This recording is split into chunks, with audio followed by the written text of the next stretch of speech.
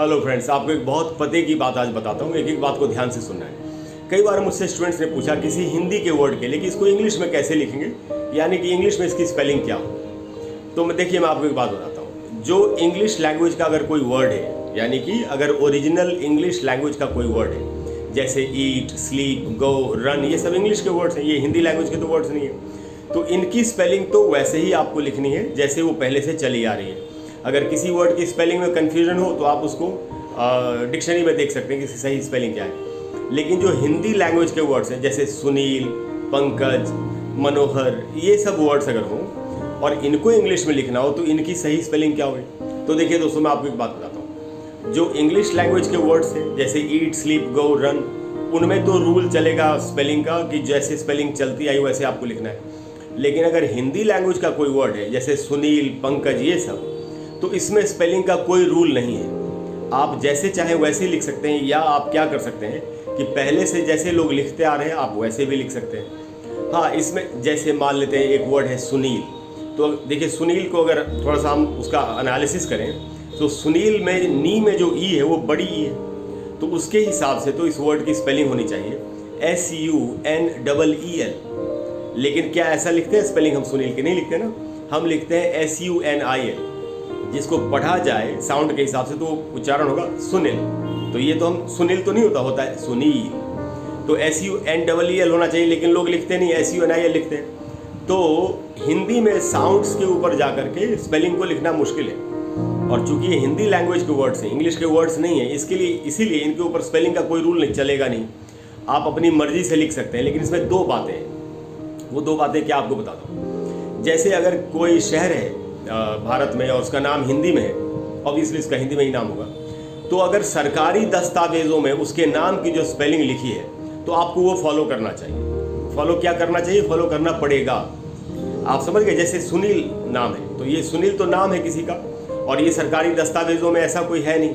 सरकारी दस्तावेज से मेरा मतलब है जैसे कोई रेलवे स्टेशन है, जैसे मुरैना करके एक रेलवे स्टेशन है, तो हिंदी में तो लिखते हैं इसको मुरैना, उसके हिसाब से इसकी स्पेलिंग होनी चाहिए थी MURAINA। ऐसे सही लगता है मुरैना। लेकिन अंग्रेज़ हमारे यहाँ शासन कर रहे थे, उन्होंने नाम रखे इंग्लिश में हर जगह के शहरों के रेलवे स्टेशन के, तो अंग्रेज़ों ने इसकी स्पेलिंग बना दी MORENA, मोरैना ऐसे करके, जबकि हिंदी में होता है मुरैना। तो मैं ये आपसे कह रहा हूँ कि अगर हिंदी में वैसे कोई वर्ड है, जनरल वर्ड है, जैसे पंकज, सुनील, तो इनमें तो आप अपनी मर्जी से स्पेलिंग लिख सकते हैं। लेकिन अगर सरकारी दस्तावेजों में कोई हिंदी का वर्ड इंग्लिश में जैसे लिखा गया है, आपको उसको वैसे ही लिखना चाहिए। ये तो है एक रूल। दूसरा रूल क्या है कि हिंदी के ऐसे बहुत से वर्ड्स हैं जो ऑक्सफोर्ड की डिक्शनरी में शामिल हो गए, और अभी वो लगभग डेली बेसिस पे शामिल होते हैं हमारे वर्ड्स उनकी डिक्शनरी में, इंग्लिश लैंग्वेज में। जैसे एक वर्ड है पूजा। अब पूजा की स्पेलिंग लोग इंडिया में दो तरीके से लिखते हैं, एक तो PUJA और दूसरा POOJA, दोनों तरीके से लिखते हैं। तो बहुत अच्छे, अगर नाम लिखना है किसी का, जैसे पूजा सिंह ऐसे लिखना हो, तब तो आप कोई भी स्पेलिंग लिख सकते हैं। लेकिन जो पूजा होती है, घर में जो पूजा करते हैं, तो ये वर्ड ऑक्सफोर्ड की डिक्शनरी में शामिल हो चुका है। और ऑक्सफोर्ड की डिक्शनरी में या बाकी और भी जो डिक्शनरी है, कॉलिंस की डिक्शनरी है, कोई भी डिक्शनरी है, इन डिक्शनरीज में जो पूजा वर्ड की स्पेलिंग दी गई वो है PUJA।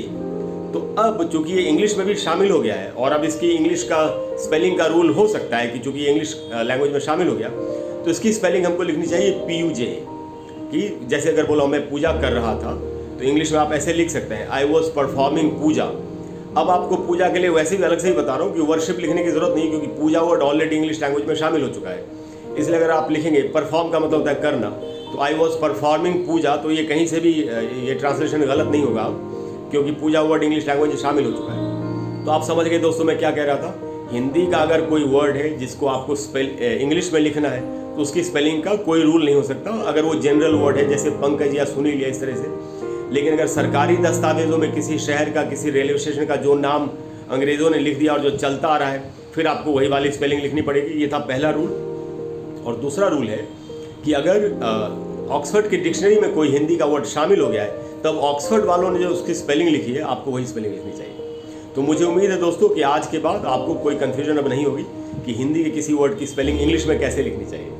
अगर आप चाहते हैं कि मैं आपको आगे इस तरह की वीडियोस और देता रहूँ, तो प्लीज़ वीडियो को लाइक करें, चैनल को सब्सक्राइब करें, शेयर करें। आपका बहुत प्यार और समर्थन मुझे मिला है, सपोर्ट मुझे मिला है, उसके लिए thank you very much. Bye bye.